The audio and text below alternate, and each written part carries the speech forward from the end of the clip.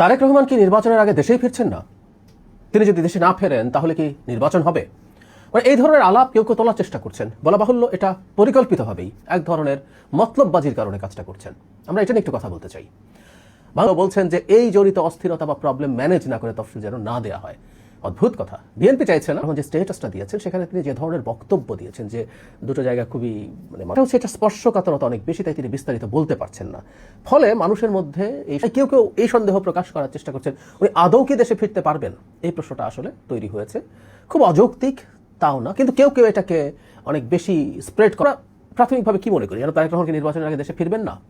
আমি ব্যক্তিগতভাবে মনে করি এটা কোনোভাবেই হবে না। তিনি অবশ্যই দেশে ফিরবেন এবং সম্ভবত তফসিলের অল্প কিছুদিন পরে এবারে শেষ সময় আসছেন, তিনি দেশে আসার জন্যই তো একটা বিরাট হাইপ তৈরি হবে। বহু বছর পর তিনি দেশে ফিরেছেন এবং সেই হাইপটাকে, তো সেই ক্ষেত্রে জনাব তারেক রহমানের জন্য সঠিক সিদ্ধান্ত কি হবে? আবারও বলছি, আমরা তর্কের খাতিরে ধরে নিচ্ছি তিনি নির্বাচনে